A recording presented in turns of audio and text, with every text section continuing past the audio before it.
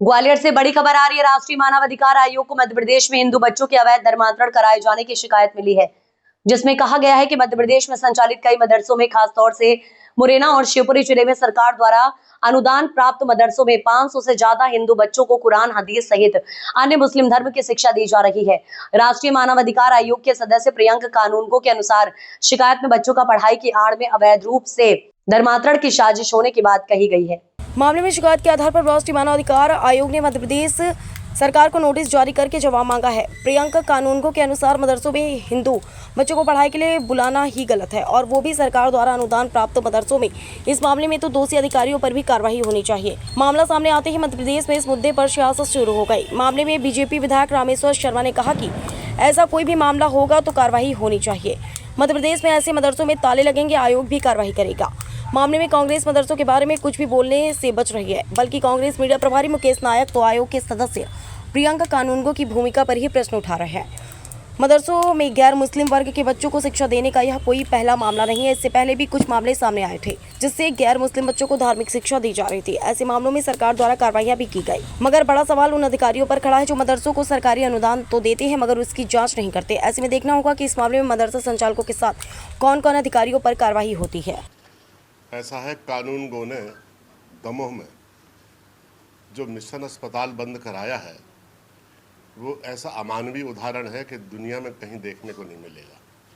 700 मरीज per day की OPD थी उसकी, मिशन हॉस्पिटल 700 मरीज, और उस हॉस्पिटल में dialysis, angiography, angioplasty, CT scan, sonography, digital x ray, echo, colour doppler, pacemaker change होना, बाईपास सर्जरी और एंजियोप्लास्टी, इतने प्रोसीजर होते थे और लगभग निःशुल्क होते थे।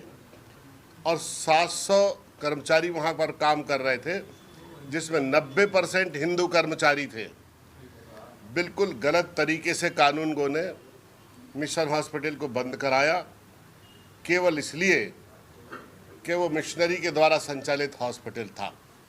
मैं ये कहता हूँ कि कानूनगो की जो भी भूमिका है, उसकी इंक्वायरी होना चाहिए, उसकी जांच होना चाहिए, और ऐसे व्यक्तियों को मानव अधिकार आयोग का सदस्य बनाया गया है, इसका पुनर्मूल्यांकन होना चाहिए, इसका अवलोकन होना चाहिए, और सुप्रीम कोर्ट के एक जज को बैठालकर उनकी समस्त भूमिका का अवलोकन होना चाहिए कि किस तरह के लोग हमारे सोसाइटी में समाज के सौहार्द को, शांति को, रोजगार को, लोगों के चिकित्सा सुविधाओं को, लोगों की शिक्षा सुविधाओं के साथ किस तरह का खिलवाड़ कर रहे हैं, इसकी जांच होना चाहिए।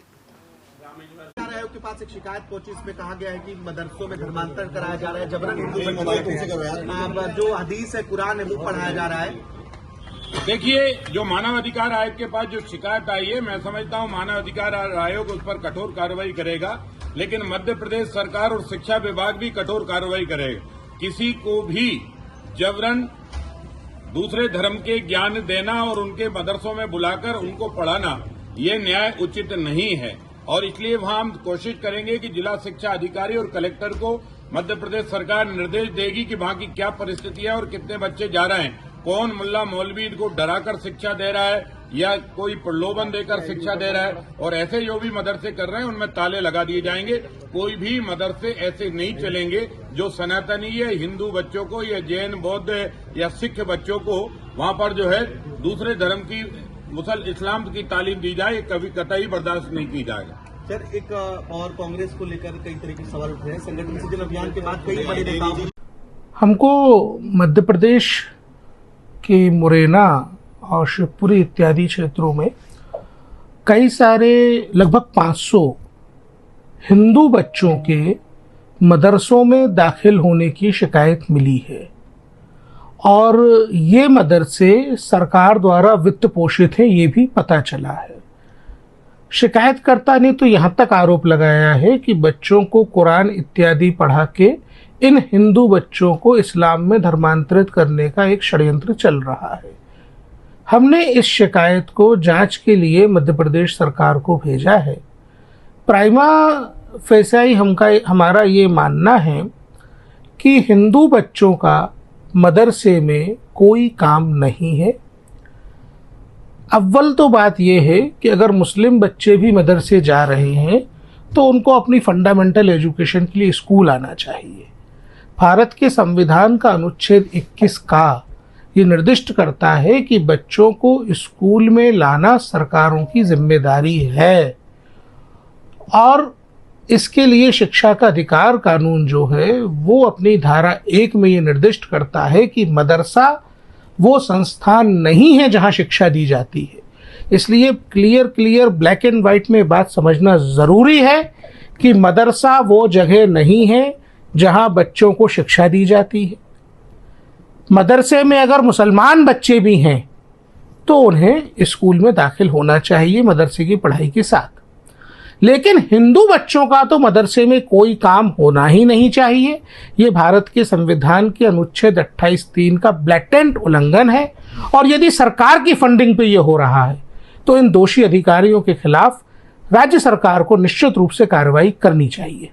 कारण जो बताया जा रहा है कि गरीबी और इन कारणों की वजह से लोग बेनिफिट्स देखते हैं और एनरोल करवाते हैं बच्चों को। ये सर क्रिटिक्स ये कह रहे हैं कि कल्चरल आइडेंटिटी छीनने की बात है यहाँ पे, अगर आप हिंदू बच्चों को मदरसा भेजते हैं तो। पहली बात तो मैं बता दूं, यहाँ क्रिटिक्स का कोई सवाल नहीं है, ये अधिकार की बात है।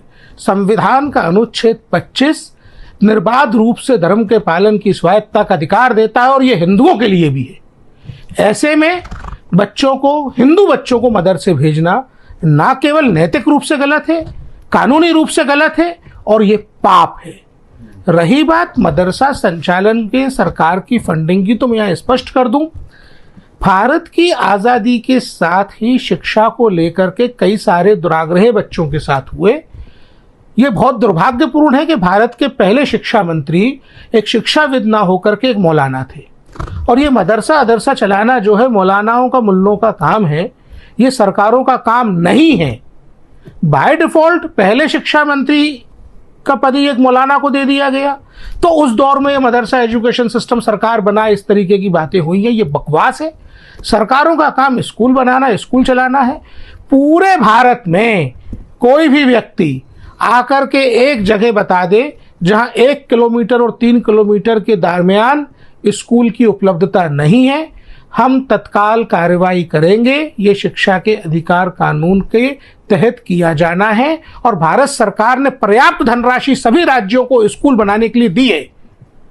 ये जो इस प्रकार की बातें की जाती हैं कि स्कूल की अनुपलब्धता में मदरसे जा रहे हैं, ये भ्रम है, ये छल है, और ये बच्चों के साथ, देश के साथ धोखा है। और ये राइट टू एजुकेशन एक्ट के अंदर बिल्कुल भी नहीं आएगा, बिल्कुल नहीं आएगा, और ये बच्चों के मौलिक शिक्षा के अधिकार का उल्लंघन है।